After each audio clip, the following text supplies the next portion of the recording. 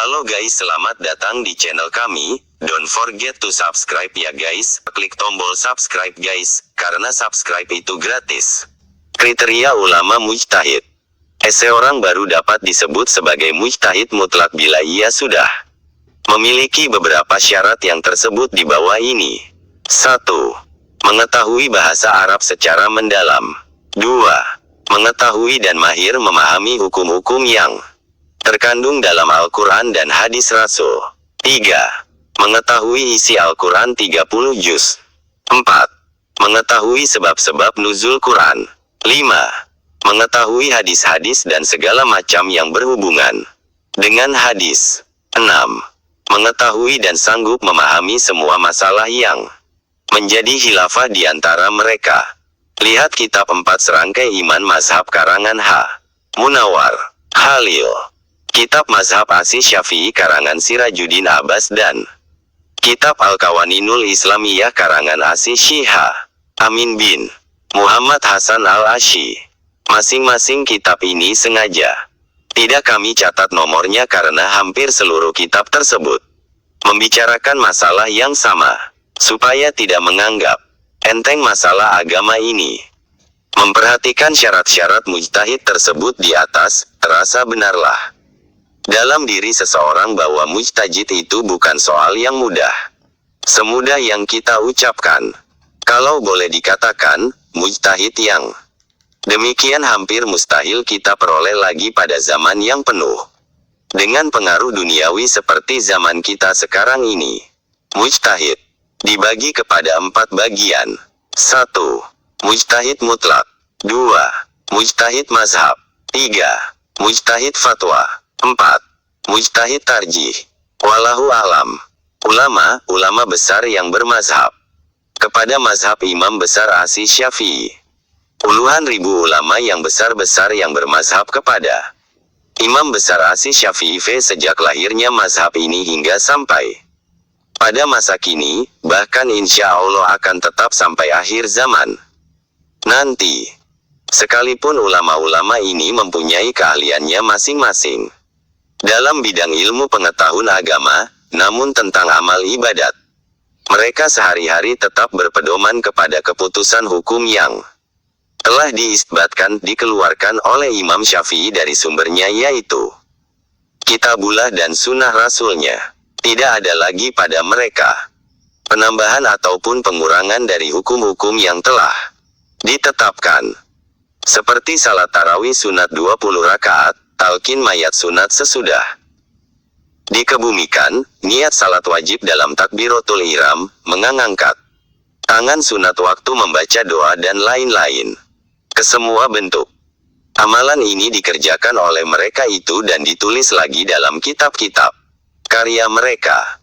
Semoga dapat dibacakan oleh umat manusia dalam sepanjang abad.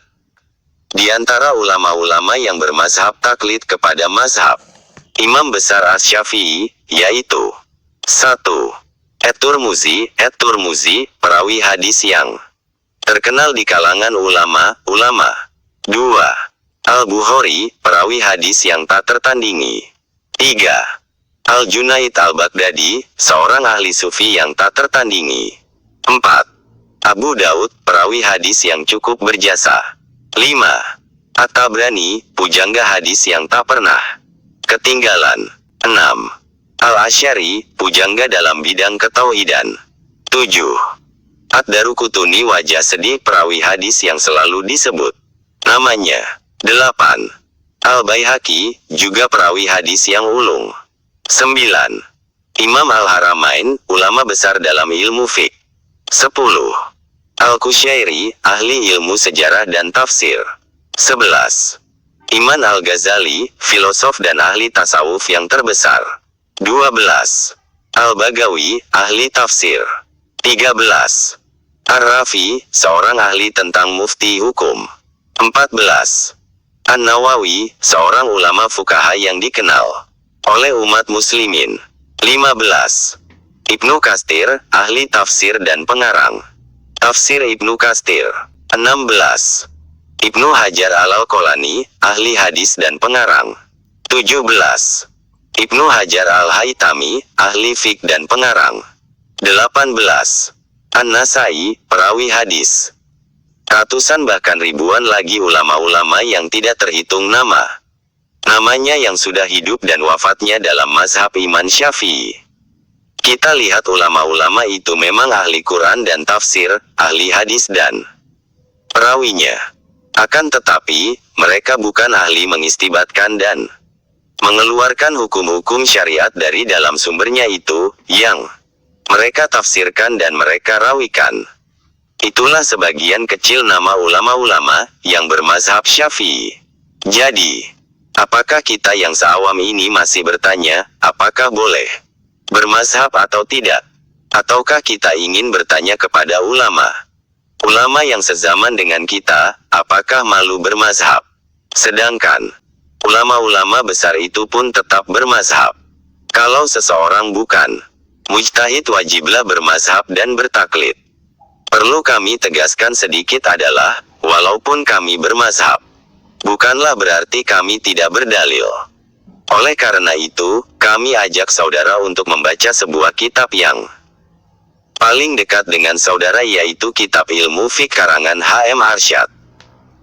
Talib Lubis halaman 226, beliau menyebutkan bermazhab manusia secara garis besar terbagi dalam dua golongan, yaitu 1. Mujtahid, yaitu alim yang sanggup mengeluarkan hukum-hukum Islam dari sumbernya karena cukup padanya syarat-syarat sebagai mujtahid. Orang alim yang mujtahid tadi itu wajib mengeluarkan hukum-hukum Islam yang diperlukannya langsung dari sumbernya, karena ia mempunyai kesanggupan untuk yang demikian. 2. Awam atau ami, yaitu orang banyak yang tidak mempunyai kesanggupan mengeluarkan hukum-hukum Islam langsung dari sumbernya karena syarat-syarat mujtahid tidak cukup padanya. Orang awam itu wajib bertanya kepada ulama mujtahid mengenai sesuatu hukum Islam yang diperlukannya, karena ia tidak sanggup mengeluarkan langsung dari sumbernya dengan sendirinya. Jika ulama yang mujtahid tidak dijumpai, maka ia harus bertanya kepada orang alim yang dipercaya yang dapat menerangkan hukum-hukum Islam yang telah dikeluarkan oleh ulama mujtahid itu. Apabila ia mengikuti hukum-hukum Islam yang jadi pendapat mujtahid tersebut, dinamakan bermazhab bertaklid. Demikian H.M. Arsyad, Talib Lubis. Mudah-mudahan dengan adanya semua penjelasan-penjelasan yang sudah tertera dalam buku ini, nyatalah kepada kita bahwa 1. Dalam bidang keimanan dan kepercayaan tidak boleh bertaklid kepada orang lain selama akal masih dimilikinya. Akan tetapi, jika akal tidak ada maka ia bebas dari hukum gila.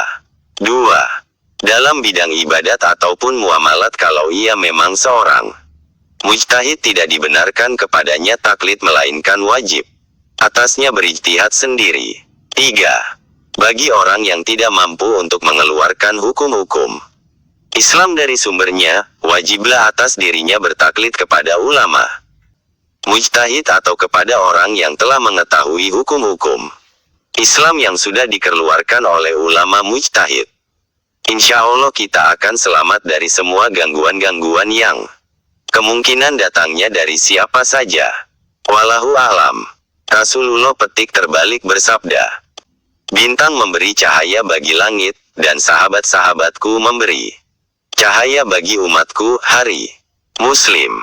Dalam riwayat Imam Baihaqi disebutkan, para sahabatku seperti bintang, siapa saja yang kamu ikuti, maka kamu telah mendapat hidayah.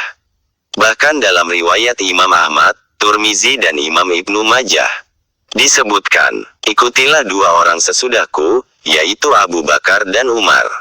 Hadits ini menyuruh kita mengikuti sahabat. Mengikuti itulah dinamakan taklid.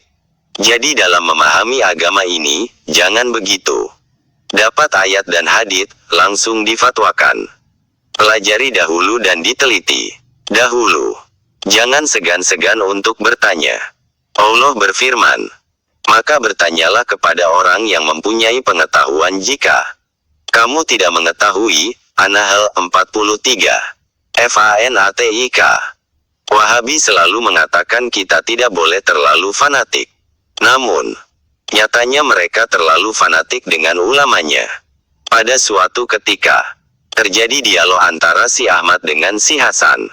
Kemudian si Ahmad bertanya kepada si Hasan, "Ahmad, San, kenapa kamu mengatakan kita tidak boleh terlalu fanatik dalam agama ini?" "Hasan, fanatik itu membuat kita terpecah belah." "Ahmad, apakah kamu tidak fanatik kepada ulamamu itu?" "Hasan, oh, tidak. Di rumahku ada kitab Albani, kitab Abdullah bin Bas, Sholih Utsaimin, Yazid bin Abdul Qadir Jawas, bahkan ada juga buku Hartono Muhammad Jais. Ini menunjukkan, aku bukan orang yang fanatik kepada satu orang." "Ahmad, iya. Tapi semua itu satu aliran, kan? Maksudnya aliran Ibnu Taimiyah dan Muhammad bin Wahab, benar kan? Kalau kalian tidak fanatik, harusnya kalian memiliki buku atau kitab-kitab Syafi'iyah. Tapi nyatanya tidak demikian." "Hasan, iya. Tapi kami tidak fanatik kepada satu orang." "Ahmad, kalau begitu kami juga sama. Di rumah saya ada kitab Bajuri, kitab Iyanah, Mahali, yang pengarangnya tidak sama. Ada Imam Nawawi, kitab Imam Syuyuti, Imam Ar-Ramli, dan yang lainnya. Yang kesemua mereka itu bermazhab kepada Imam Syafi'iyah.